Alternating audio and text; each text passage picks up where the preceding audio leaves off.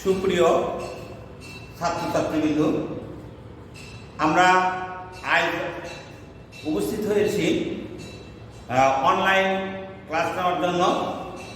তোমরা জানো, বিগত প্রায় 2 বছর হলো করোনা নামক ভাইরাস থেকে আমাদের লেখাপড়া অনেকটা হলেও আমরা সামনাসামনি করতে পারছি না। এবছরও করোনার কারণে বাংলাদেশের মাননীয় প্রধানমন্ত্রী, শিক্ষামন্ত্রী, স্বাস্থ্যমন্ত্রী এবং অন্যান্য মন্ত্রী মহোদয়ের পরামর্শে আমাদের আবার এই ক্লাসের পাঠদান স্থগিত ঘোষণা করেছেন, যার প্রেক্ষাপটে আমরা অনলাইনে ক্লাস করছি। এর ধারাবাহিকতায় আমি আজ ক্লাস নিতে চাচ্ছি তোমাদের মাঝে। তোমরা অবশ্যই আমার এতে উপস্থিত আছো, লাইভে আছো। এসএসসি 2020 সালের পরীক্ষার্থীদের জন্য বিষয় সাধারণাবলী অধ্যায় 13 পাঠ আমাদের আইসোসিন ধারা। আমরা এই ধারা সম্পর্কে যদি একটু চিন্তা চেতনা করি, আমাদের অনুক্রম কথাটি উঠে চলে আসে। অনুক্রম হচ্ছে যে কতগুলো রাশি একটি বিশেষ নিয়মে ক্রমান্বয়ে এমনভাবে সাজানো হয় যে প্রত্যেকটি রাশি তার পূর্বপদ এবং পরের পদের সাথে কিভাবে সম্পর্কিত তা জানা যায়। এভাবে সাজানো রাশিগুলোর সেটকে অনুক্রম বলা হয়। অর্থাৎ অনুক্রম এবং ধারার মধ্যে একটু পার্থক্য আছে। আমি যদি তোমাদেরকে এরকমভাবে বলতে চাই যে 1 2 3 4 ও 4 এরকমভাবে চলে যাচ্ছে। আবার যদি আমি লিখি 1 3 5 এটা একটা চলে যাচ্ছে। আবার যদি লিখি 2 4 6 8 ইত্যাদি চলে যাচ্ছে। এইগুলো হলো অনুক্রম। অর্থাৎ কতগুলো রাশিকে আমি একটা নিয়মতান্ত্রিকভাবে সাজিয়ে লিখব, এটাই হলো একটা অনুক্রম। আমি প্রথমে লিখেছি 1 2 3, এটা একটা স্বাভাবিক সংখ্যা এবং এই স্বাভাবিক সংখ্যা 1 2 3 4 5 স্বাভাবিক সংখ্যা। দ্বিতীয়টা আছে 1 3 5, এটা একটা বিজোড় সংখ্যা ক্রম। এবং আরেকটা ক্রম আছে 2 4 6 8, এটা একটা জোড় সংখ্যার ক্রম। এই ক্রমগুলিকে আমরা সাজিয়ে লিখেছি। এই সাজানোর পরে এটাকে বলা হয় অনুক্রম। আমরা এই অনুক্রমটিকে যদি মাঝখানে আমরা যোগ দিয়ে লিখি, সেটা একটা ধারা হয়ে যায়। আমি যদি এখন এখানে যদি আমি এগুলো মুছে দিয়ে এখানে যদি প্লাস প্লাস প্লাস এখানে দিয়ে দেই, তাহলে এটাকে আমরা একটা ধারা হিসেবে লিখতে পারি। তো এই ধারা, অর্থাৎ ধারা মানে কিন্তু নিয়ম। ধারা মানে হচ্ছে নিয়ম। প্রথমে অধ্যায়ের নাম ছিল যে আমাদের সসীম ধারা। সসীম মানে সীমিত, ধারা মানে নিয়ম, যে সীমিত আকারে একটা নিয়ম। আমরা এই ধারাটাকে দুভাবে ভাগ করছি। একটা হলো সমান্তর ধারা, আর একটা হচ্ছে গুণোত্তর ধারা। আমি যদি প্রথমে লিখি 1 নাম্বার সমান্তর ধারা, 2 হচ্ছে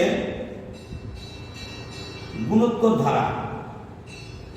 গুণোত্তর ধারা, এই যে সমান্তর ধারা এবং গুণোত্তর ধারা, তোমরা বলতে পারো, হ্যাঁ শিক্ষার্থী বন্ধুরা, তোমরা বলতে পারো যে সমান্তর ধারা কি স্যার এবং গুণোত্তর ধারা কি। আমি অবশ্যই বলবো সমান্তর ধারা হচ্ছে যদি কোনো ধারা পূর্ববর্তী এবং সমান্তর ধারা একটা ধারা লিখে নেই যে 2 4 6 8 এরকম চলে যাচ্ছে।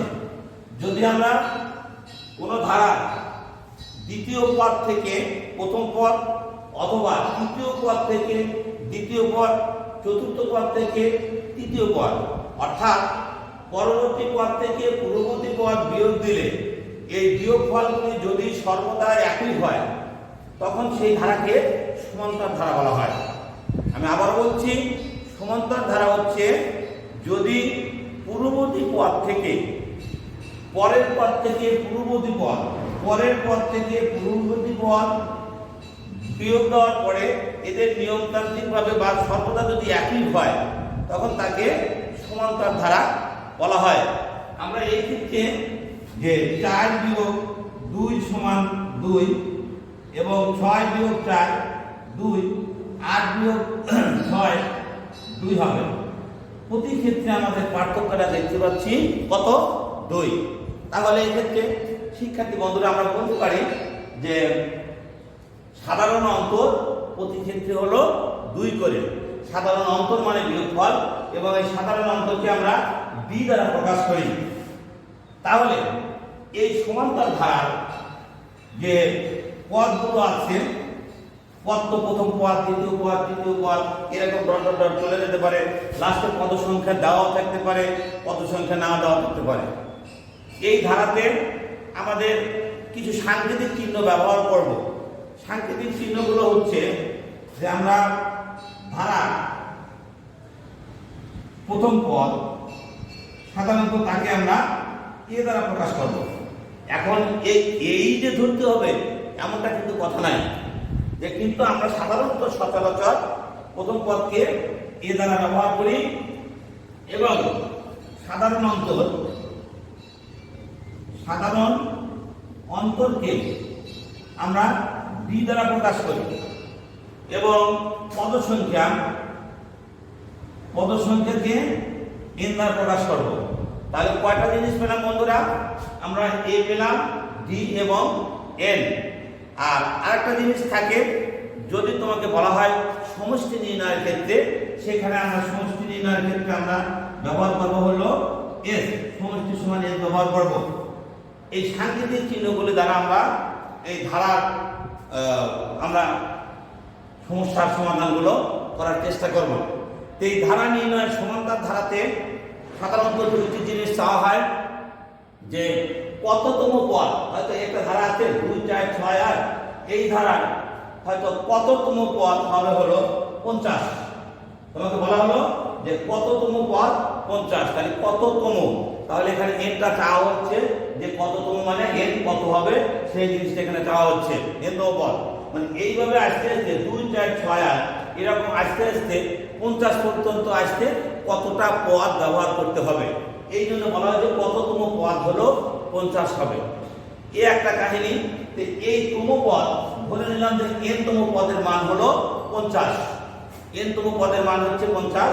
তাহলে আমরা যদি আমরা লিখি যে এন তম পদ সমান এ প্লাস এন মাইনাস 1, এ প্লাস এন মাইনাস 1 ইন্টু হলো বি। এটা হলো তম। আর যদি তোমাকে বলা হয় এই একটা ধারা, আমি উদাহরণ হিসেবে বলছি, এই ধারাটাকে যদি বলা হয় 20টি পদের সমষ্টি কত, 10টি পদের সমষ্টি কত, তাহলে কিন্তু এখানে পদ সংখ্যা কত লিখতে হবে বলো তো বন্ধুরা? যত দেওয়া হবে ঠিক তত লিখতে হবে। যদি বলা হয় ধারাটির এখানে লেখা হলো ধারাটির 20টি পদ, 20টি পদের সমষ্টি কত, তাহলে এখানে পদ সংখ্যা কত হবে বলো? n হবে। যদি 20টি পদ দেওয়া হয় তাহলে পদ সংখ্যা এখানে n। আর যদি বলা হয় nটি পদের সমষ্টি কত, তাহলে আমরা যদি লিখব পদ সংখ্যা সমান হলো n। এখানে আমরা পদ সংখ্যা কি বলছি? n। তাহলে সমষ্টি নির্ণয় করার সূত্র হবে, Sn is equal to n/2 2a plus n minus 1 into d। তাহলে এই দুইটা সূত্র দ্বারা আমরা এই অধ্যায়ের মোটামুটি ভাবে যে সমস্যাগুলো আছে ইনশাআল্লাহ আমরা নির্ণয় করতে পারবো। এখন যদি তোমাকে আমি বলি যে আমরা এটা একটা সমস্যা, আমি এগুলি মুছে দিলাম, মুছে দেওয়ার পর আমরা এখন আসি এর ধারাবাহিকতার জন্য 2-1টি অঙ্ক নিয়ে আমরা চেষ্টা করে দেখি সমস্যার সমাধান করা যায় কিনা। প্রিয় শিক্ষার্থীবৃন্দু, যদি তোমরা আমার এখানে পাশে বসে থাকো, তোমরা যদি আমার ক্লাসে লাইভে থেকে থাকো, তোমরা চলে যাও সেই অধ্যায় 13 এবং অধ্যায়ে চলে যাওয়ার পরে আমি একটা সমস্যা দিচ্ছি, সমস্যাটা সম্পর্কে এখানে তোমাদের বলেই দিই। উদাহরণ 2 এখানে চলে যাচ্ছি আমরা। এটা একটা ধারা আছে 5, 8, 11 প্লাস এখানে আছে 14, তারপরে হলো ধারাটি কোন পদ, এরকম ভাবে ধারাটি কোন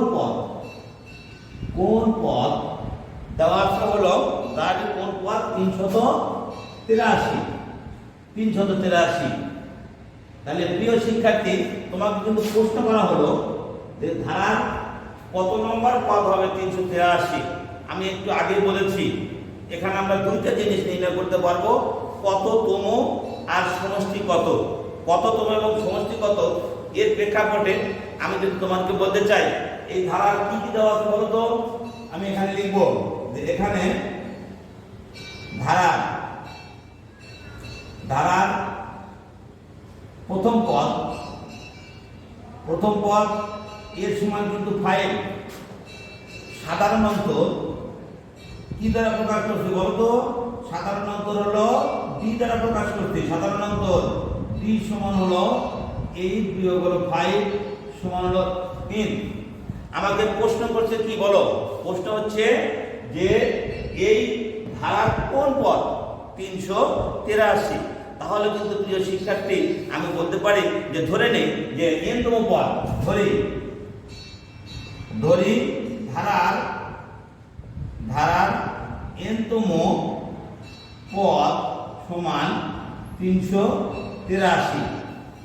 ধরি ধারার n-তম পদ 383। তাহলে প্রিয় শিক্ষার্থী তোমরা অবশ্যই এই n-তম পদ নির্ণয় করার যে সূত্র, আমি কিন্তু দুইটা সূত্র লিখে দিয়েছিলাম, দেখে মনে আছে নাকি কেউ বলতে পারো তো? দেখো তো এটা কি সূত্র বলেছিলাম যে n-তম পদ সমান a plus n minus 1 into b, মনে পড়ছে? তাহলে আমি এখানে কিন্তু এটা প্রয়োগ করব যে আমরা জানি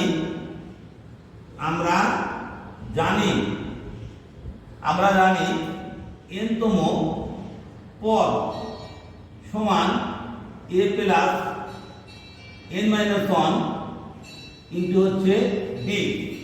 তাহলে এখানে আমরা n-তম পদ কত আছে 383, বা ব্যবহার করবেন এখানে 383 ইকুয়াল টু এর প্রথম পদ এ কত বলো 5 প্লাস, তাহলে কোন পদ n-তম পদ এটা বের করতে হবে, ইনটু d হলো তোমার হলো কত 3।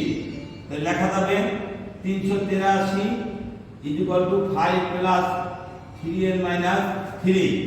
তাহলে বা 383 2 প্লাস 3n, এখন 2 এই পাশে চলে আসা যাবে 383 মাইনাস হলো 2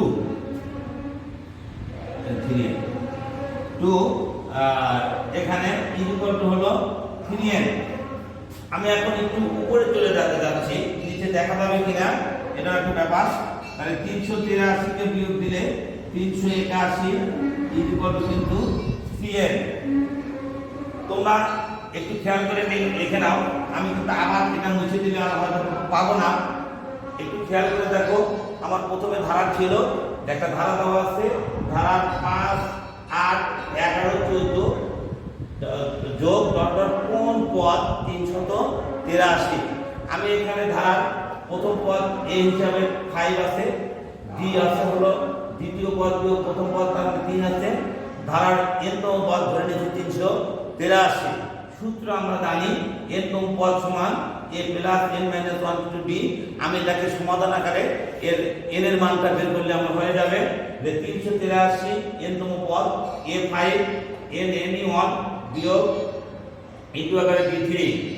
আমি এখানে 5 3 কে গুণন দিয়েছি 3n মাইনাস 3, 5 এর ভিতর 3 বাদ দিয়েছি 2 হবে 3n। আমরা 2 কে এই পাশে নিয়ে আসছি 381 বিয়োগ 83 বিয়োগ 2 এবং 381 ইকুয়াল টু 3n। এখন যদি আমি এখানে একটু মুছে দেই, মুছে দেওয়ার পর এটাকে উপরে নিয়ে যাই, তাহলে আমার নেওয়া যাবে যে বা 3n ইকুয়াল টু 381। এটা কিন্তু দুটোই পরিবর্তন করছে, এটাকে ওই পাশে নিচে, এটাকে এই পাশে নিচে। এখন 3n n equal to 381 divided by তোমার 3, তাহলে বা এটাকে যদি আমরা কাটাকাটিও করতে পারি, এমন লেখা যাবে 3 3 গুণ 6 3 3 7 21। তাহলে এখন আমরা 3 দিয়ে যদি এটাকে কাটি, কাটলাম 100 কত হলো 27। তাহলে এখন ধরে নিলাম এই 127 নম্বর পদ হবে হলো কত 383। 127 নম্বর পদ 383, এটা আমি মুছে দিলাম। এখন আমি এখানে লিখতে পারি অতএব এই 127তম পদ, 127তম পদ বা পদের মান, 127তম পদের মান 300 হলো কত 83। অ্যান্সার হিসাবে লিখবা হলো, এখানে কিন্তু অ্যান্সার লিখতে হবে 127, এটা বাস। এখন এই তম নির্ণয়ের ক্ষেত্রে আমার মনে হয় তোমরা কিছুটা হলো বুঝতে পেরেছো। আমি তোমাদের বাসার যদি একটু কাজ দিয়ে দেই, কাজটা হলো তোমরা এখানে এই 13.1-এর যেমন এই অধ্যায়টি কিন্তু আমরা করছি 13.1-এর তোমরা লিখে নিবা যে 13.1-এর 6 নাম্বার এবং 7 নাম্বার অঙ্ক, এই অনুরূপভাবে আমি যে অঙ্কটা করলাম 6 এবং 7, এই দুটো তোমরা বাসায় এই নিয়মের চেষ্টা করবে। তাহলে এখন আমরা আরেকটা নিয়ম এখন শিখব, সেটা হলো সমষ্টি নির্ণয়। আমি তোমাদের বলেছিলাম যে সাধারণত এখানে দুইটা নিয়ম প্রয়োগ করা হয়, দুটো সূত্র। একটা হলো সমষ্টি তম নির্ণয় কততম, আর একটা হলো সমষ্টি নির্ণয়। যদি আমাদের দেওয়া থাকে যে কোনো ধারার একটা ধারা দেওয়া থাকলো, ধারা দেওয়ার পরে যদি ধারাটা বলা হয় যে 30টি পদের সমষ্টি কত বা 10টি পদের সমষ্টি কত অথবা এই এত এর সমষ্টি কত, সেটা আমরা নির্ণয় করতে পারবো। আমি যদি একটি ধারা লিখি, আমি একটা ধারা লিখব, সে ধারাটা হলো কি যে 5 11 plus 17 23 plus dot dot dot, এখানে আছে লাস্টে হলো 59, প্লাস হলো 59 সমান কত। প্রিয় শিক্ষার্থী, এটা তোমরা নির্ধারিত বুঝতে পারছো যে একটা ধারা 5 11 17 23 ডট ডট ডট 59 সমান কত। এই সমান কত বলতে এখানে কিন্তু আবার কি নির্ণয় আসবে, সমষ্টি নির্ণয় আসবে। তাহলে সমষ্টি নির্ণয় করার ক্ষেত্রে আমি বা আমরা সূত্র জানি, সেই সূত্রটা হলো কি যে দেখো তো 2 নম্বর সূত্র যদি এখানে লিখি যে s ইকুয়াল টু হলো sn n/2 plus 2 into 2a plus n minus 1 into হলো b। দেখো এটা কিন্তু সমষ্টি নির্ণয়, এবং এখানে কিন্তু আমার চাওয়া হয়েছে সমষ্টি কত। তাহলে আমরা কিন্তু এই ধারার কি কি দেওয়া আছে সেটা বের করি। এখানে প্রথম পদ দেওয়া আছে, সাধারণ মন্ত্র আমরা নির্ণয় করতে পারবো, কিন্তু পদ সংখ্যাটা কিন্তু এখানে দেওয়া নাই। প্রিয় শিক্ষার্থী, এখানে কিন্তু পদ সংখ্যা দেওয়া নাই। তো পদ সংখ্যা বের করার একটা সূত্র আছে, সেই সূত্রটা হচ্ছে কি, যদি শেষ পদ দেওয়া থাকে তাহলে শেষ পদ বিয়োগ প্রথম পদ ভাগ প্রতিপদের বৃদ্ধি যোগ 1। আমি কি বলছিলাম বলো তো? আমি বলছিলাম যে শেষ পদ বিয়োগ প্রথম পদ ভাগ প্রতিপদের বৃদ্ধি যোগ 1। এখন আমরা আসি বাস্তবে আসি। তাহলে কি কি দেওয়া আছে এখানে, ধারা প্রথম পদ এই এ সমান হলো 5, সাধারণ অন্তর ডি সমান 11 বিয়োগ 5 এবং যার মান হবে হলো 6। আচ্ছা, এরপরে আমার পদ সংখ্যা দেওয়া নাই, কিন্তু শেষ পদ দেওয়া আছে। শেষ পদ তোমার হলো 59। তাহলে অতএব পদ সংখ্যা n ইকুয়াল টু, আর এই পদ সংখ্যার দুইটা নিয়মে কিন্তু বের করা যায় শিক্ষার্থী বিন্দু। দুইটা নিয়ম হলো, আমার তম দাও বের করা যাবে, n তম পদ ধরি হলো 59, তাহলে সেখানে n তম পদটাও কিন্তু এই সূত্রটাও বের করা যাবে। আবার আমি যদি পদ সংখ্যা নির্ণয় করার সূত্র আছে শেষ পদ বিয়োগ প্রথম পদ, যদিও আমার এই ক্লাসে বা এই অধ্যায়ে এই সূত্রটার প্রয়োগ নাই, আমি ইচ্ছা করলে প্রয়োগ করতে পারবো। আমাকে তো বলা হয় নাই যে এই নিয়মে পদ সংখ্যা তুমি বের করো। অতএব আমরা পদ সংখ্যা নির্ণয় করার সূত্র দিতে যাবে n তম পদ কত এটাও নির্ণয় করে যাবে। আবার যদি আমরা শেষ পদ বিয়োগ প্রথম পদ ভাগ প্রতিপদের বৃদ্ধি যোগ 1 এই নিয়মেও করা যাবে। তাহলে এখন আমরা লিখি যে শেষ পদ বিয়োগ প্রথম পদ, প্রথম পদ ভাগ হলো প্রতিপদের বৃদ্ধি, প্রতিপদের বৃদ্ধি যোগ হলো তোমার 1 বা 1। তাহলে শেষ পদ তোমার কত 59 অর্থাৎ 59 এবং মাইনাস হলো শুধু 5 ডিভাইডেড বাই প্রতিপদের বৃদ্ধি কত বলো? প্রতিপদের বৃদ্ধি হলো আমরা সাধারণ অন্তরটাকে ব্যবহার করব 6 যোগ হলো 1 ইজ ইকুয়াল টু এখানে বোধহয় 54 ভাগ হলো 6 যোগ 1, তারপরে হলো এখানে ভাগ দিলে 9 হয় প্লাস 1 হয় ইজ ইকুয়াল টু 10। তাহলে পদ সংখ্যা কত পেলাম বন্ধুরা? আমরা কিন্তু 10 বা 10 পেলাম। এবার সমষ্টি নির্ণয়, তাহলে অতএব সমষ্টি Sn অর্থাৎ সূত্রটা যদি আমরা লিখতেও পারবো, না লিখলে সরাসরি মানও দেওয়া যাবে। Sn অর্থাৎ n/2 into 2a plus n-1 into d, এটা সূত্রটা আমরা লিখে নিলাম। Sn অর্থাৎ হলো Sn যতটা পদ সংখ্যা হবে n এর মান ঠিক ততটা হবে। আমি যদি লিখতে পারি 10/2 ইন্টু 2 ইন্টু কত, এর মান কত?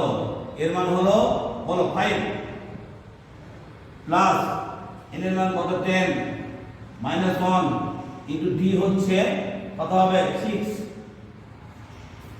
আচ্ছা বা 6। আচ্ছা এখন এখানে আমরা এটাকে ভাগ আকারে আছে, সরাসরি ভাগ দিয়ে 5 লিখতে পারি।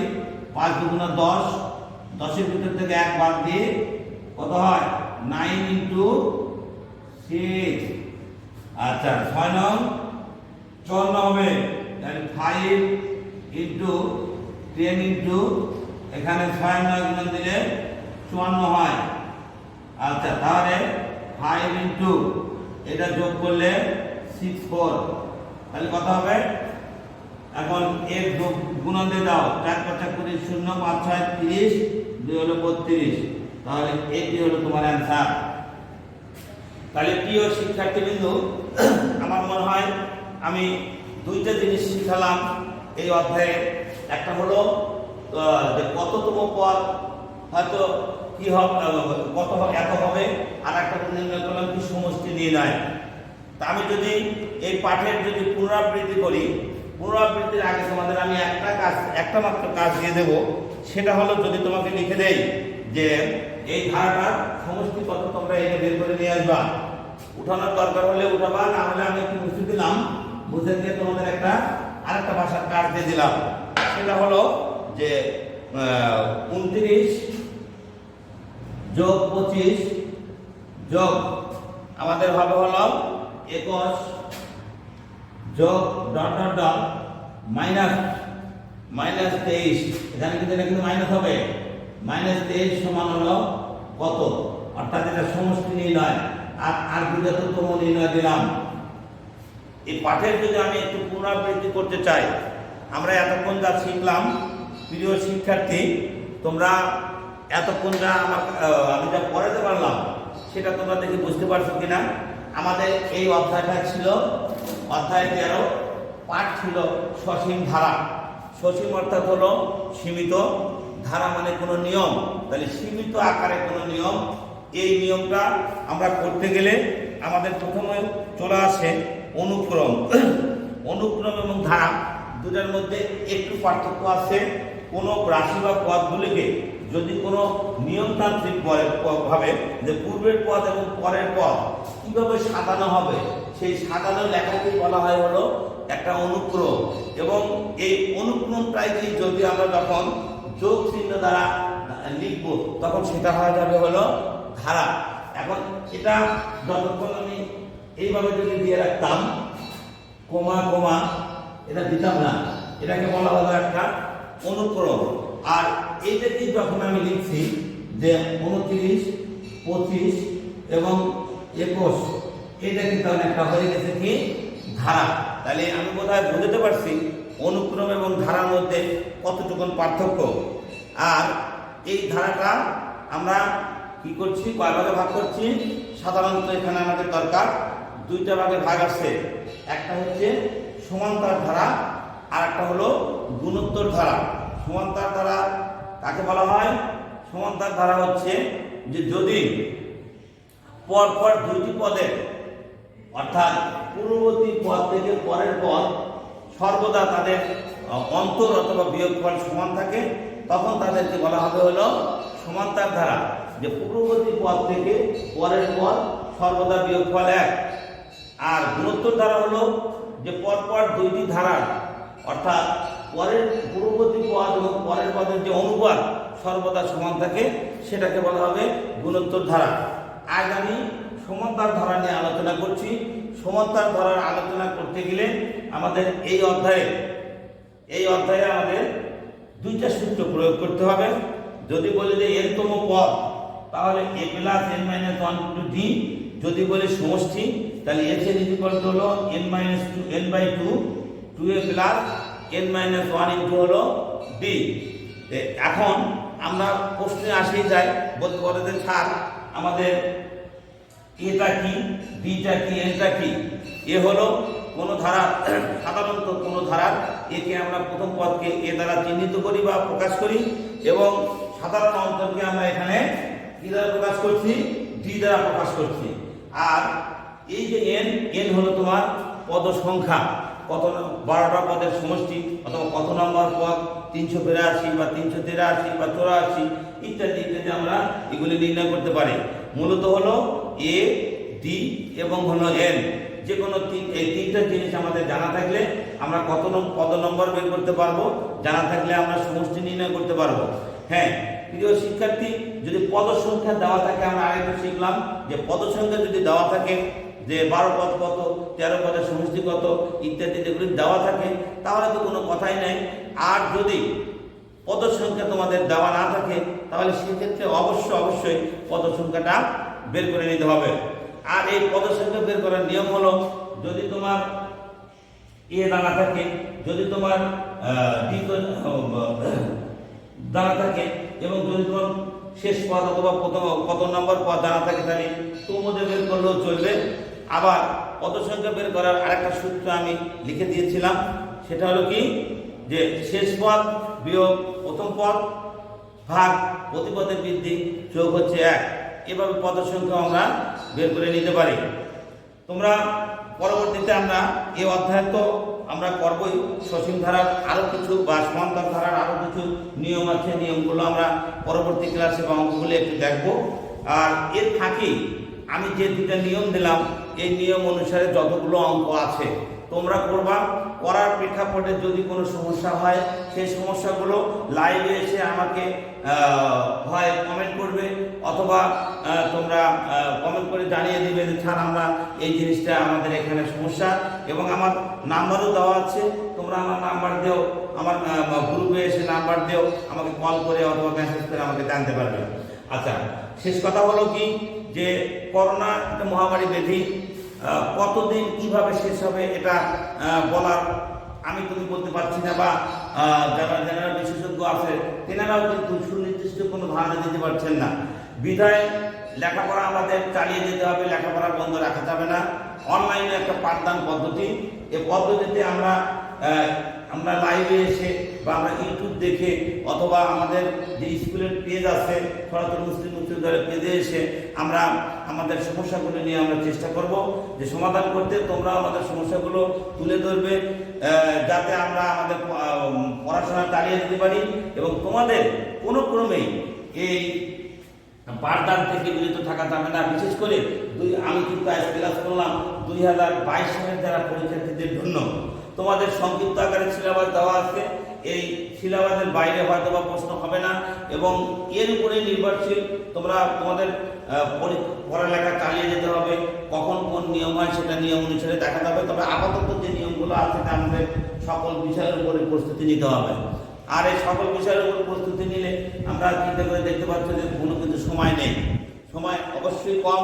এই প্রেক্ষাপটে রেজাল্ট ভালো করার জন্য আমরা সব কিছু চালিয়ে যাবো। আর তোমাদের সুস্বাস্থ্য এবং দীর্ঘ আয়ু কামনা করছি। এ সময় ঠান্ডার সময় বাইরে বেশি থাকবে না, রাত্রিতে অবশ্যই বাইরে যাবে না এবং জনবহুল স্থানে যেতে হলে অবশ্যই আমি বলবো যে সেখানে মাস্ক পরিধান করবে এবং মাস্ক ব্যবহার করবে। বাইরে থেকে ঘুরে আসার পরে হ্যান্ড স্যানিটাইজার ব্যবহার করবে। আর যেহেতু এখানে ঠান্ডা, মোটামুটি তাপমাত্রা অনেকটাই নিচে, যে তোমরা বাইরে গিয়ে সন্ধ্যার পরে অথবা আবহাওয়া খারাপ থাকলে বাইরে গিয়ে ঠান্ডা যেন না লাগে এদিকে একটু খেয়াল রাখবে, নিজের প্রতি যত্ন নিবে, অপরকে উপদেশ দিবে। আর যেখানে জনসমাগম, বিশেষ করে এই যে মিটিং অথবা সভা সমিতি অথবা কোনো হাটঘাট বাজার থেকে একটু দূরে থাকবে। ধন্যবাদ সবাইকে। আপাতত আজকের মতো এখানে ক্লাস শেষ করছি।